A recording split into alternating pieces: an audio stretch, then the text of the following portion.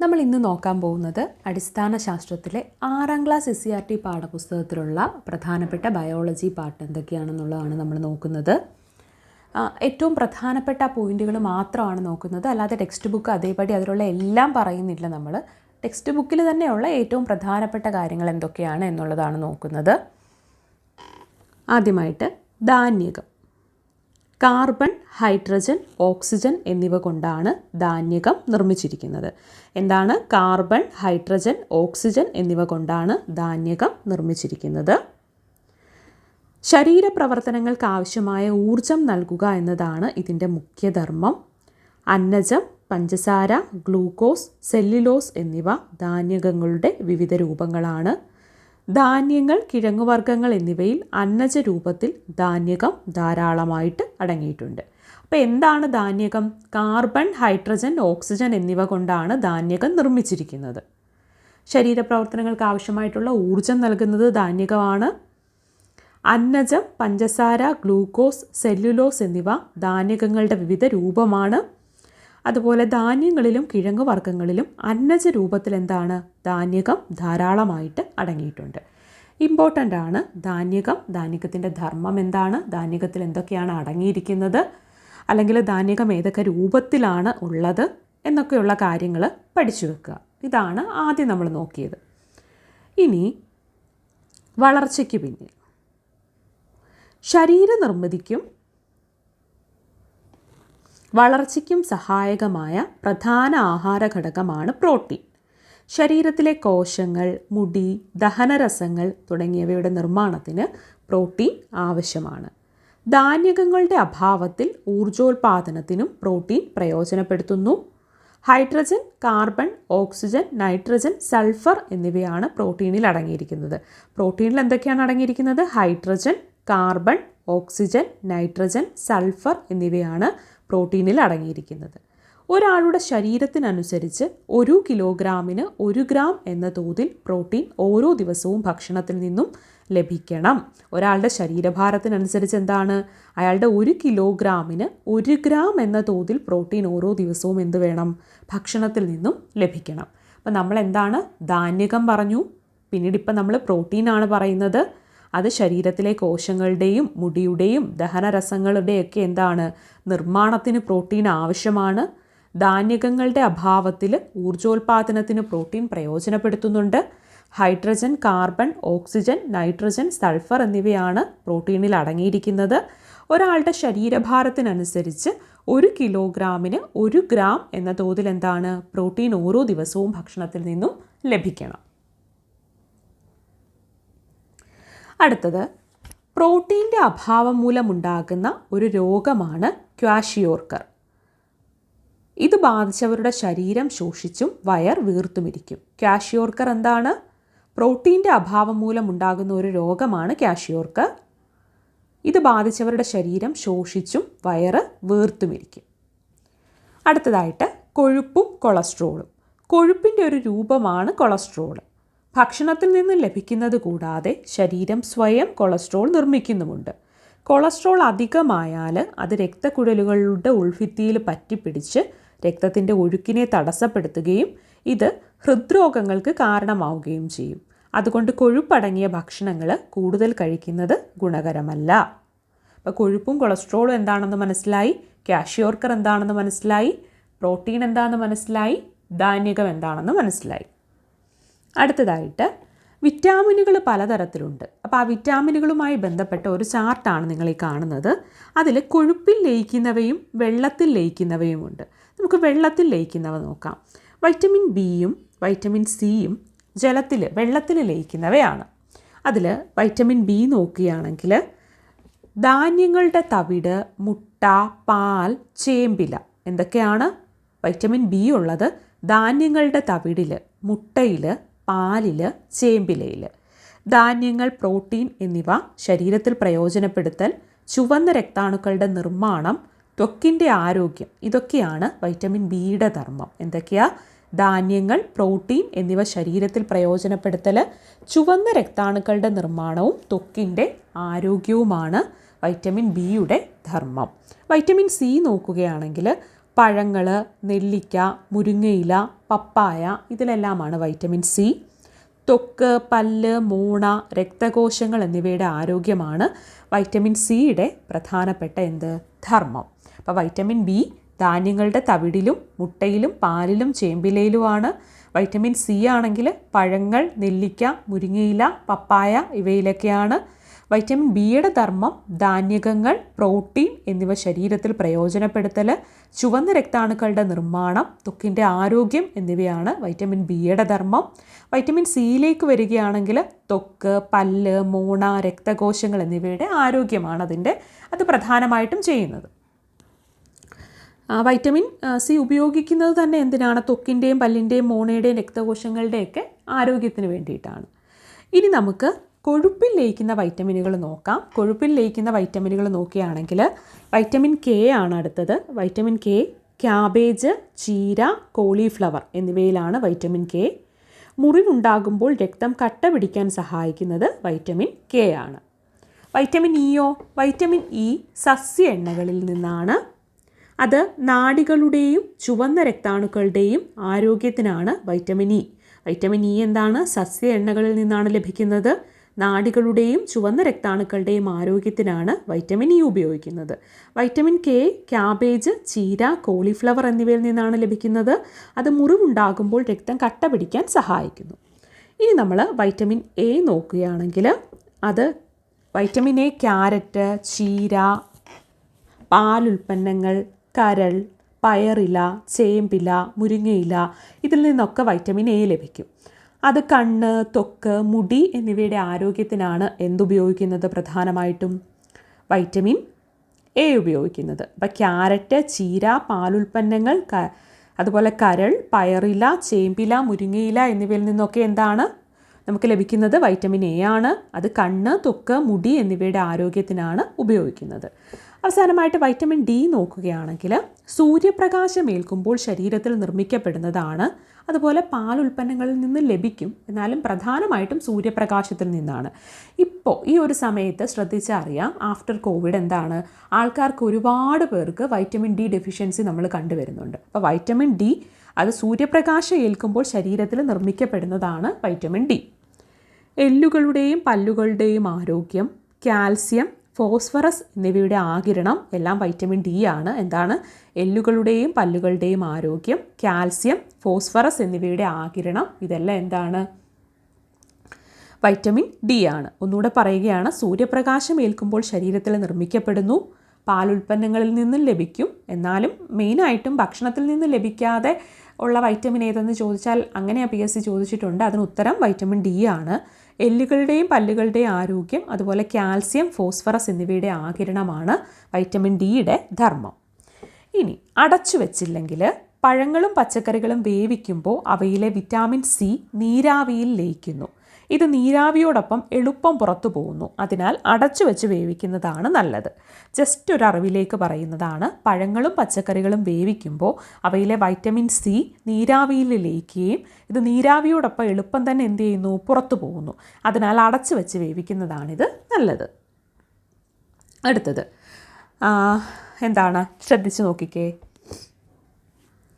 നമ്മൾ ഈ ചാർട്ടിൽ ധാതു ലവണങ്ങൾ അല്ലെങ്കിൽ മിനറൽസ് ആണ് കാണുന്നത്. ഇവിടെ നോക്കിക്കേ, ഇരുമ്പ് രക്തത്തിലെ ഹീമോഗ്ലോബിൻ്റെ നിർമ്മാണമാണ് ചെയ്യുന്നത്. അത് ഇലക്കറികൾ, മത്തൻ കുരു, മുതിര, ശർക്കര, കരൾ ഇവയിൽ നിന്നൊക്കെയാണ് ലഭിക്കുന്നത്.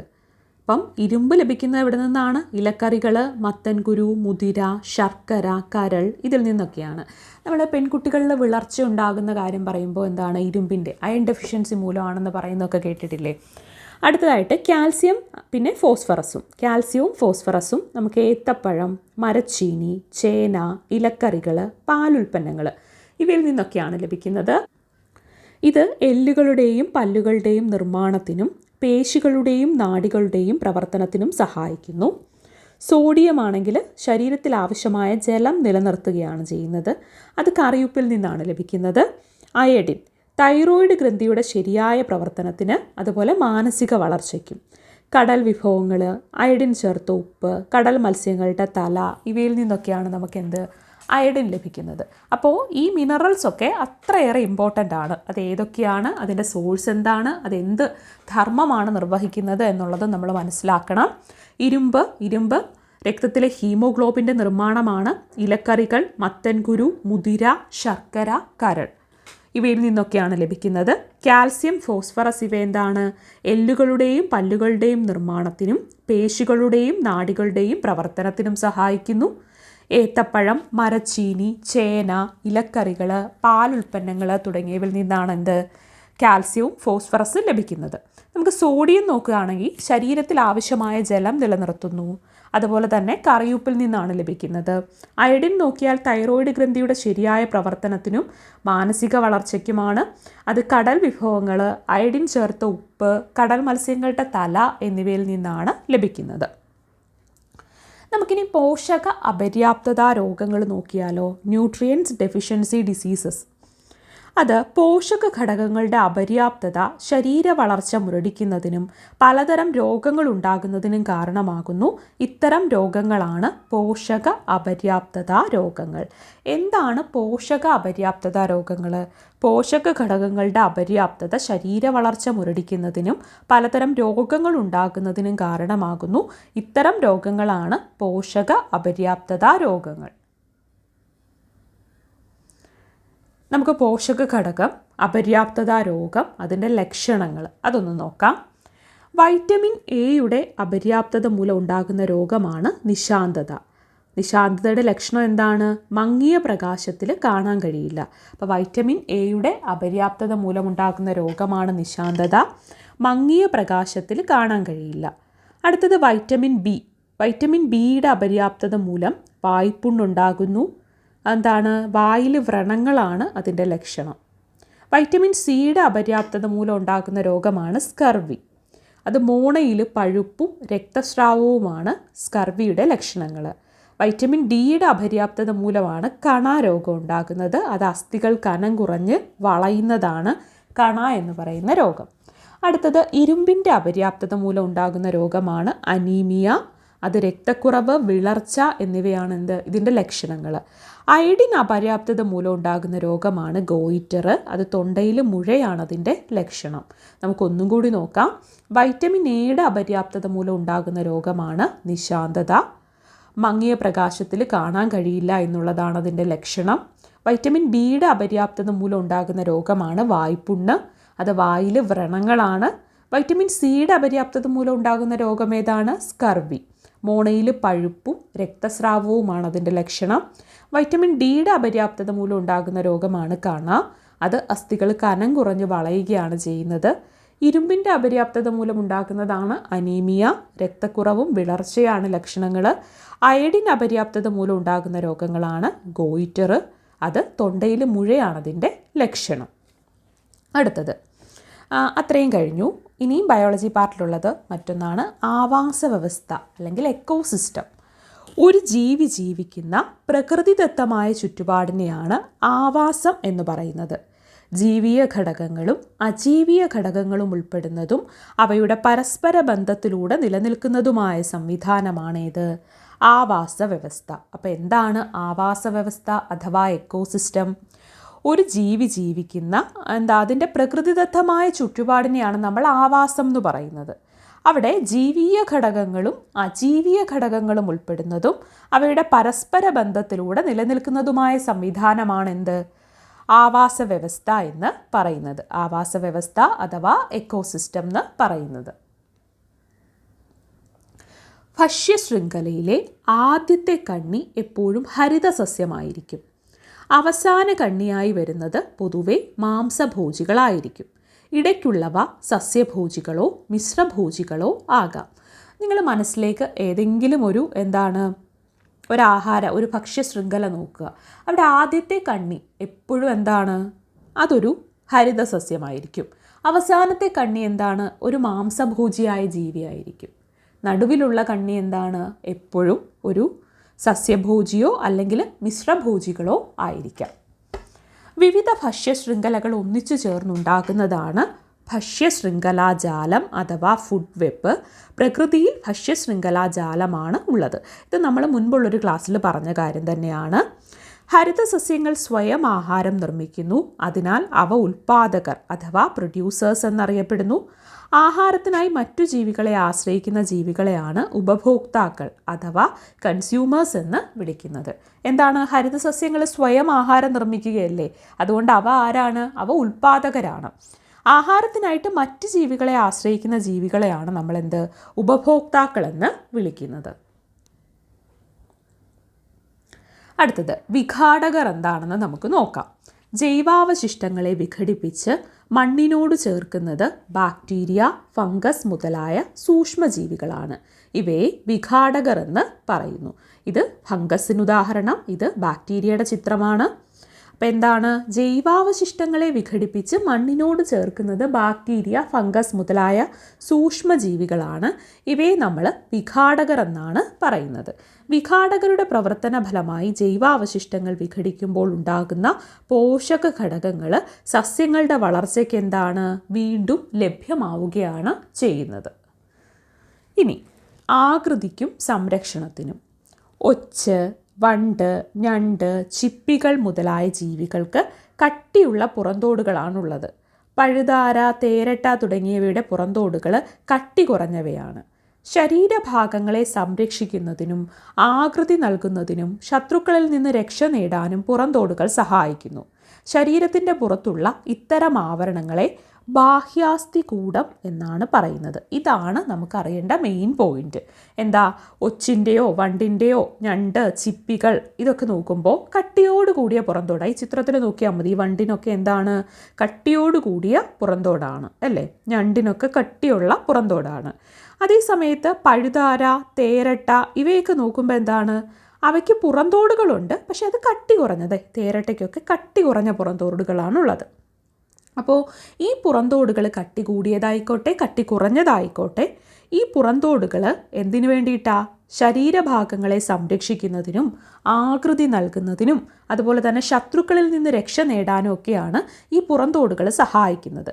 ശരീരത്തിൻ്റെ പുറത്തുള്ള ഇത്തരം ആവരണങ്ങളെ ബാഹ്യാസ്ഥികൂടം എന്നാണ് പറയുന്നത്. അതാണ് നമുക്ക് വേണ്ട മെയിൻ പോയിന്റ്. എന്താണ് ബാഹ്യാസ്ഥികൂടം എന്ന് മനസ്സിലാക്കുക. ഇനി മത്സ്യങ്ങളുടെയും ഉരകങ്ങളുടെയും ചെതുമ്പലുകൾ, പക്ഷികളുടെ തൂവലുകൾ, ജന്തുക്കളിലെ രോമങ്ങൾ, കൊമ്പുകൾ, കുളമ്പുകൾ, നഖങ്ങൾ തുടങ്ങിയവയെല്ലാം ബാഹ്യാസ്ഥികൂടത്തിൻ്റെ അവശേഷിപ്പുകളാണ്. അതും ഒരു പോയിൻ്റാണ്. നമ്മളെപ്പോഴും സ്റ്റേറ്റ്മെൻറ്റ് ടൈപ്പ് ചോദ്യത്തിനെ പ്രതീക്ഷിച്ചേ മതിയാവും. അത് ഏറ്റവും നിസ്സാരമെന്ന ലെവലിൽ തുടങ്ങിയിട്ട് ഏറ്റവും ബുദ്ധിമുട്ടുള്ള തരത്തിലേക്ക് വരെ പോകുന്ന ചോദ്യങ്ങൾ നമ്മൾ കാണാറുണ്ട്. അത്തരം ചോദ്യങ്ങൾ ഇനിയും വരും. അതുകൊണ്ടാണ് ഇത്തരം കാര്യങ്ങൾ വരെ വളരെ പ്രാധാന്യത്തോടു കൂടിയിട്ട് പറയുന്നത്. അതുകൊണ്ട് അങ്ങനെയാണ്, അത് ആവശ്യമാണ് എന്ന ബോധത്തിൽ നമ്മൾ എന്ത് ചെയ്യുക? നിസ്സാരമെന്ന് കളയാതെ ഇതും കേട്ട് മനസ്സിലാക്കുക. ഇവിടെ ശ്രദ്ധിക്കുക, ഈ മത്സ്യങ്ങളുടെയും ഉരകങ്ങളുടെയും ചെതുമ്പലുകളും പക്ഷികളുടെ തൂവലുകളും ജന്തുക്കളിലെ രോമങ്ങൾ, കൊമ്പുകൾ, കുളമ്പുകൾ, നഖങ്ങൾ തുടങ്ങിയവയെല്ലാം ബാഹ്യാസ്ഥികൂടത്തിൻ്റെ അവശേഷിപ്പുകളാണ്. അതും മനസ്സിലാക്കി വെക്കുക. പശു, ആട് തുടങ്ങിയ ജീവികളുടെ അസ്ഥികൂടങ്ങൾ ശരീരത്തിനുള്ളിലാണുള്ളത്. ഇവ എന്താണ്? ആന്തരാസ്ഥികൂടങ്ങൾ എന്നാണ് അറിയപ്പെടുന്നത്. നമ്മൾ ബാഹ്യാസ്ഥികൂടങ്ങൾ എന്തിൻ്റെയാണെന്ന് പറഞ്ഞു. അതുപോലെ നോക്കുകയാണെങ്കിൽ പശുവിൻ്റെ, ആടിൻ്റെ തുടങ്ങിയ ജീവികളൊക്കെ ഇല്ലേ, പശു, ആട്, ഈ ജീവികളുടെയൊക്കെ അസ്ഥികൂടങ്ങൾ ശരീരത്തിനുള്ളിലല്ലേ ഉള്ളത്. അപ്പോൾ ഇവ എന്താണ്? ആന്തരാസ്ഥികൂടങ്ങൾ എന്നാണ് പറയുന്നത്. ആമ, ചീങ്കണ്ണി, മുതല തുടങ്ങിയ ജീവികൾക്ക് ആന്തരാസ്ഥികൂടവും ബാഹ്യാസ്ഥികൂടവും ഉണ്ട്. ഇവിടെയും ഇതൊന്ന് പ്രധാന പോയിൻ്റായിട്ട് ശ്രദ്ധിക്കുക. ആന്തരാസ്ഥികൂടവും ബാഹ്യാസ്ഥികൂടവുമുള്ള ജീവികൾക്ക് ഉദാഹരണമാണ് ആമ, ചീങ്കണ്ണി, മുതല തുടങ്ങിയ ജീവികൾ. പശു, ആട് തുടങ്ങിയ ജീവികളുടെ അസ്ഥികൂടങ്ങൾ ശരീരത്തിനുള്ളിലാണ്. ഇവയാണ് ആന്തരാസ്ഥികൂടങ്ങൾ. ഇത്രയും കാര്യങ്ങൾ മനസ്സിലായല്ലോ. ഇനി അസ്ഥികൾ ശരീരത്തിന് ആകൃതിയും ഉറപ്പും നൽകുന്നു. അവ ചലനത്തിനും സഹായിക്കുന്നുണ്ട്. എന്താണ്? അസ്ഥികൾ ശരീരത്തിന് ആകൃതിയും ഉറപ്പും നൽകുന്നുണ്ട്. അതോടൊപ്പം തന്നെ അവ എന്താണ്? ചലനത്തിനും സഹായിക്കുന്നുണ്ട്. ഇനി പലതരത്തിലുള്ള അസ്ഥികളുണ്ട്. അസ്ഥികൾ പലവിധം. തലയോട്, വാരിയെല്ല്, നട്ടെല്ല്, മറ്റെല്ലുകൾ എന്നിവ ആകൃതിയിലും വലുപ്പത്തിലും വ്യത്യാസപ്പെട്ടിരിക്കുന്നു. തലയോട് തലച്ചോറിനെ സംരക്ഷിക്കുന്നു. തലയോട്ടിയിൽ കീഴ്ത്താടിയെല്ലിന് മാത്രമാണ് ചലന സ്വാതന്ത്ര്യമുള്ളത്. അതും ഒരു ഇമ്പോർട്ടൻ്റ് ആയിട്ടുള്ള പോയിൻ്റാണ്. എന്താണ്?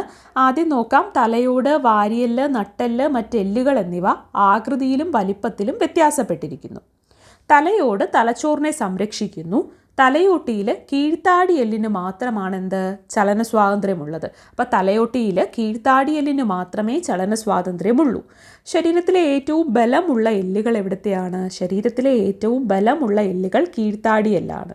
ശരീരത്തെ നേരെ നിർത്തുന്നത് എന്താണ്? നട്ടെല്ലാണ്. ശരീരത്തെ നേരെ നിർത്തുന്നത് നട്ടെല്ലാണ്. നട്ടെല്ലിനേൽക്കുന്ന ചില ക്ഷതങ്ങൾ ആജീവനാന്ത തളർച്ചയ്ക്ക് കാരണമാകാം. ശ്വാസകോശങ്ങൾ, ഹൃദയം എന്നിവയെ പൊതിഞ്ഞു സൂക്ഷിക്കുന്നത് വാരിയെല്ലുകളാണ്. മനുഷ്യ ശരീരത്തിലെ ഏറ്റവും വലിയ അസ്ഥി തുടയെല്ലാണ്. മനുഷ്യ ശരീരത്തിലെ ഏറ്റവും ചെറിയ അസ്ഥി ചെവിക്കുള്ളിലെ സ്റ്റേപ്പിസ് ആണ്. ഒരുപാട് ഇമ്പോർട്ടൻ്റ് ആയിട്ടുള്ള പോയിന്റുകളുള്ള ഒരു ഭാഗമാണിത്. തലയോട്, വാരിയെല്ല്, നട്ടെല്ല് മറ്റെല്ലുകൾ എന്നിവ ആകൃതിയിലും വലിപ്പത്തിലും വ്യത്യാസപ്പെട്ടിരിക്കുന്നു. തലയോട് തലച്ചോറിനെ സംരക്ഷിക്കുന്നു. തലയോട്ടിയിൽ കീഴ്ത്താടി എല്ലിന് മാത്രമാണ് ചലന സ്വാതന്ത്ര്യമുള്ളത്. ശരീരത്തിലെ ഏറ്റവും ബലമുള്ള എല്ലുകൾ കീഴ്ത്താടിയെല്ലാണ്. ശരീരത്തെ നേരെ നിർത്തുന്നത് നട്ടെല്ലാണ്. നട്ടെല്ലിനേൽക്കുന്ന ചില ക്ഷതങ്ങൾ ആജീവനാന്ത തളർച്ചയ്ക്ക് കാരണമായേക്കാം. ശ്വാസകോശങ്ങൾ, ഹൃദയം എന്നിവയെ പൊതിഞ്ഞു സൂക്ഷിക്കുന്നത് വാരിയെല്ലാണ്. മനുഷ്യ ശരീരത്തിലെ ഏറ്റവും വലിയ അസ്ഥി തുടയെല്ലാണ്. ഏറ്റവും ചെറിയ അസ്ഥി ചെവിക്കുള്ളിലെ സ്റ്റേപ്പിസ് ആണ്. ഇത്രയും ഇമ്പോർട്ടൻ്റ് പോയിന്റുകൾ പഠിച്ചു വെക്കുക. റിപ്പീറ്റ് ചെയ്ത് കേട്ട് പഠിച്ചു വെക്കുക. ഇനി എത്ര അസ്ഥികൾ? ജനിക്കുന്ന സമയത്ത് ശരീരത്തിൽ ഏകദേശം 300 എല്ലുകൾ ഉണ്ടാവും. പ്രായപൂർത്തിയായതോടെ ഇതിൽ പലതും ഒന്നിച്ചു ചേർന്ന് 206 കുറയുന്നു. മനുഷ്യ ശരീരത്തിലെ അസ്ഥികൾ താഴെ പറയുന്ന തോതിലാണ്. തലയോട്ടിൽ 22, വാരിയെല്ലിൽ 24, ഓരോ കാലിലും 30, അരക്കെട്ടിൽ 2, നട്ടെല്ലിൽ 33, ഓരോ കൈയിലും 32, മാറല്ലിൽ 1. അപ്പോൾ ഒരു മനുഷ്യൻ ജനിക്കുന്ന സമയത്ത് ഏകദേശം 300 എല്ലുകൾ ഉണ്ടാവും. പ്രായപൂർത്തിയാകുന്നതോടെ പലതും ഒന്നിച്ചു ചേർന്ന് 206 കുറയും. മനുഷ്യ ശരീരത്തിലെ തലയോട്ടിൽ തലയോടിൽ 22 അസ്ഥികളാണുള്ളത്. വാരിയെല്ലിൽ 24, ഓരോ കാലിലും 30 വീതം, അരക്കെട്ടിൽ 2, നട്ടെല്ലിൽ 33, ഓരോ കൈയിലും 32 വീതം, മാറല്ലിൽ 1. പലതരം ചലനങ്ങൾക്കും പ്രവർത്തനങ്ങൾക്കും നമ്മെ സഹായിക്കുന്നത് അസ്ഥികളെ തമ്മിൽ ബന്ധിപ്പിക്കുന്ന അസ്ഥി സന്ധികളാണ്, അഥവാ ജോയിൻസ് ആണ്. പലതരം ചലനങ്ങൾക്കും പ്രവർത്തനങ്ങൾക്കും നമ്മളെ സഹായിക്കുന്നത് അസ്ഥികളെ തമ്മിൽ ബന്ധിപ്പിക്കുന്ന അസ്ഥി സന്ധികളാണ്. ഇനി നമുക്ക് സന്ധികളും അത് ശരീരത്തിൻ്റെ ഏത് ഭാഗത്താണെന്നും അതിൻ്റെ പ്രത്യേകതകളും ഒന്ന് നോക്കാം. ഗോളരസന്ധി. ഗോളരസന്ധി തോളെല്ലിൻ്റെ സന്ധിയാണ്, അല്ലെങ്കിൽ ഇടുപ്പെല്ല് സന്ധിയാണ്. ഗോളരസന്ധി. അത് ശരീരഭാഗങ്ങൾ എവിടെ ചിത്രം നോക്കിയാൽ വ്യക്തമായിട്ടത് മനസ്സിലാവും. അതിൻ്റെ പ്രത്യേകത ഏറ്റവും കൂടുതൽ ചലന സ്വാതന്ത്ര്യമുള്ളവയാണ്. ഒരസ്ഥിയുടെ അറ്റത്തുള്ള ഉരുണ്ട ഭാഗം മറ്റൊരസ്ഥിയുടെ കുഴിയിൽ തിരിയുകയാണ് ചെയ്യുന്നത്. അത് ചിത്രം നോക്കിയാൽ വ്യക്തമായിട്ട് കാണാൻ പറ്റുമല്ലേ? അപ്പോൾ ഗോളരസന്ധി അത് തോളെല്ല്, ഇടുപ്പെല്ല് സന്ധികളാണ്. ബോൾ ആൻഡ് സോക്കറ്റ് ജോയിൻ്റ് എന്ന് നമ്മൾ കേട്ടിട്ടുള്ളതാണ്. ഏറ്റവും കൂടുതൽ ചലന സ്വാതന്ത്ര്യമുള്ളവയാണ്. ഒരു അസ്ഥിയുടെ അറ്റത്തുള്ള ഒരു ഉരുണ്ട ഭാഗം മറ്റൊരസ്ഥിയുടെ കുഴിയിൽ തിരിയുകയാണ് ചെയ്യുന്നത്. ഇനി വിജാഗിരി സന്ധി. അത് കൈമുട്ട്, കാൽമുട്ട് എന്നിവയിലാണ് വിജാഗിരി സന്ധി. വിജാഗിരി പോലെ ഒരു ഭാഗത്തേക്ക് മാത്രം ചലിപ്പിക്കാൻ കഴിയുന്നു. വിജാഗിരി എന്താണെന്നറിയാം, നമ്മുടെ ഡോറിലൊക്കെ വിജാഗിരി ഇല്ലേ, അത് ഒരു ഭാഗത്തേക്ക് മാത്രം ചലിപ്പിക്കാൻ കഴിയുന്നു. ഇനി കീലസന്ധി. അത് കഴുത്ത്, തലയോടും നട്ടെല്ലിൻ്റെ മുകൾ ഭാഗവും ചേരുന്ന ആ ഭാഗത്താണ് കീലസന്ധി. അത് ഒരസ്ഥി മറ്റൊന്നിൽ ഇരുദിശകളിലേക്കും തിരിയുന്നു. എങ്ങനെയാണ്? ഒരസ്ഥി മറ്റൊന്നിൽ ഇരുദിശകളിലേക്കും തിരിയുന്നു. അതാണ് കീലസന്ധി. അപ്പോൾ ഗോളരസന്ധി, വിജാഗിരി സന്ധി, കീലസന്ധി. ഗോളരസന്ധി തോളെല്ല്, ഇടുപ്പെല്ല് അവിടുത്തെ സന്ധികളാണ്. വിജാഗിരി സന്ധി കൈമുട്ടിലും കാൽമുട്ടിലുമാണ്. കീലസന്ധി കഴുത്തിലാണ്. അത് തലയോടും നട്ടെല്ലിൻ്റെ മുകൾ ഭാഗവും ചേരുന്ന ഭാഗത്താണ്. ഇനി അസ്ഥിഭംഗം. ശക്തമായ ആഘാതമേൽക്കുന്നത് അസ്ഥി പൊട്ടുന്നതിനോ അസ്ഥികളിൽ വിള്ളലുകൾ ഉണ്ടാകുന്നതിനോ കാരണമാകാം. അസ്ഥി ഒടിയുന്നതിനെ ആണ് നമ്മൾ അസ്ഥിഭംഗം എന്ന് പറയുന്നത്. ചിലപ്പോൾ അസ്ഥികൾക്ക് സ്ഥാനം തെറ്റാറുണ്ട്. ഇതാണ് സ്ഥാനഭ്രംശമെന്നും പറയുന്നത്. അപ്പോൾ എന്താണ് അസ്ഥിഭംഗം? ശക്തമായിട്ടുള്ള ആഘാതം ഏൽക്കുമ്പോൾ എന്താണ് അസ്ഥികൾ പൊട്ടുന്നതിനോ അസ്ഥികളിൽ വിള്ളലുകൾ ഉണ്ടാകുന്നതിനോ കാരണമാകാം. അസ്ഥി ഒടിയുന്നതിനെയാണ് അസ്ഥി ഭംഗം എന്ന് പറയുന്നത്. അസ്ഥിയുടെ സ്ഥാനം തെറ്റുന്നതാണ് സ്ഥാനഭ്രംശം എന്ന് പറയുന്നത്. അസ്ഥികളുടെ കാഠിന്യം. അസ്ഥികളുടെ കാഠിന്യത്തിന് കാരണം കാൽസ്യം ഫോസ്ഫേറ്റ് ആണ്. എന്താണ്? അസ്ഥികളുടെ കാഠിന്യത്തിന് കാരണം കാൽസ്യം ഫോസ്ഫേറ്റ് ആണ്. അതിനാൽ അസ്ഥികളുടെ വളർച്ചയ്ക്ക് കാൽസ്യം, ഫോസ്ഫേറ്റ് എന്നിവ ആവശ്യമാണ്. വളർച്ചയുടെ ഘട്ടത്തിൽ കാൽസ്യം, ഫോസ്ഫേറ്റ് തുടങ്ങിയ ധാതുക്കൾ അസ്ഥികളെ ബലപ്പെടുത്തുന്നു. ചെറിയ കുട്ടികളുടെ അസ്ഥികൾക്ക് ബലം കുറയാൻ കാരണം കാൽസ്യം ഫോസ്ഫേറ്റിൻ്റെ നിക്ഷേപം കുറവായതിനാലാണ്. പ്രായമായവരിൽ ശരീരത്തിന് വേണ്ട കാൽസ്യം അസ്ഥികളിൽ നിന്നും ആഗിരണം ചെയ്യാറുണ്ട്. ഇത് അസ്ഥിയുടെ ബലക്ഷയത്തിന് കാരണമാകുന്നു. കുമ്പളങ്ങ, പടവലങ്ങ തുടങ്ങിയ പച്ചക്കറികളിലും പേരയ്ക്ക, ചാമ്പയ്ക്ക തുടങ്ങിയ പഴങ്ങളിലും മുട്ട, പാൽ, ചെറു മത്സ്യങ്ങൾ എന്നിവയിലും എന്താണ്? കാൽസ്യം ധാരാളമായിട്ടുണ്ട്. അപ്പോൾ അസ്ഥികളുടെ കാഠിന്യത്തിന് കാരണം കാൽസ്യം ഫോസ്ഫേറ്റ് ആണ്. അതിനാൽ എന്താണ്? അസ്ഥിയുടെ വളർച്ചയ്ക്ക് കാൽസ്യവും ഫോസ്ഫേറ്റും അത്യാവശ്യമാണ്. കുട്ടികളിൽ എന്താണ്? ഇത് അളവ് കുറവായതുകൊണ്ട് തന്നെ ഇത് എന്താണ്? കുട്ടികളിൽ അസ്ഥികളുടെ ബലം കുറവായിരിക്കും കുട്ടികളിൽ. അതുപോലെ പ്രായമാകുമ്പോൾ ശരീരത്തിന് വേണ്ട കാൽസ്യം അസ്ഥികളിൽ നിന്ന് ആഗിരണം ചെയ്യാറുണ്ട്. ഇത് അസ്ഥിയുടെ ബലക്ഷയത്തിന് കാരണമാകുന്നു. കുമ്പളങ്ങ, പടവലങ്ങ തുടങ്ങിയ പച്ചക്കറികളിലും പേരയ്ക്ക, ചാമ്പയ്ക്ക തുടങ്ങിയ പഴങ്ങളിലും മുട്ട, പാൽ, ചെറു മത്സ്യങ്ങൾ എന്നിവയിലും എന്താണ്? ധാരാളമായിട്ട് കാൽസ്യം അടങ്ങിയിട്ടുണ്ട്. അപ്പോൾ ഇത്രയും കാര്യങ്ങളാണ് നമ്മൾ ബേസിക് സയൻസിൽ ബയോളജിയുടെ ആ ഒരു ഭാഗത്തു നിന്ന് നമുക്ക് പഠിക്കാനുള്ളത്. പക്ഷേ എന്താണ്? ഒരുപാട് ക്വസ്റ്റ്യൻസ് നമുക്ക് ഈ ഒരു ഭാഗത്തു നിന്ന് പഠിക്കാൻ പറ്റും. ബേസിക് ആയിട്ടുള്ള ക്വസ്റ്റ്യൻസ് ആണ്. അറിയാവുന്നവർ ഒന്നും കൂടി എന്താണ് ആ അറിവിനെ ഒന്ന് ബലപ്പെടുത്തി എന്ന് മാത്രം കരുതുക. മറിച്ച് അറിയില്ലെങ്കിൽ എന്താണ്? ഇതുവരെ അറിയില്ലല്ലോ എന്നൊന്നും കരുതണ്ട. ഇപ്പോൾ നമ്മളിത് പഠിച്ചു, ഇതെന്ത് ചെയ്യുക? ആവർത്തിച്ച് കേട്ട് ഈ കാര്യങ്ങളെ നല്ല രീതിയിൽ മനസ്സിൽ നന്നായി പതിയുന്ന തരത്തിൽ ആവർത്തിച്ച് കേൾക്കുക. നമുക്ക് കൂടുതൽ ഇൻഫർമേറ്റീവായിട്ടുള്ള കാര്യങ്ങളുമായിട്ട് മറ്റൊരു എപ്പിസോഡിൽ കാണാം.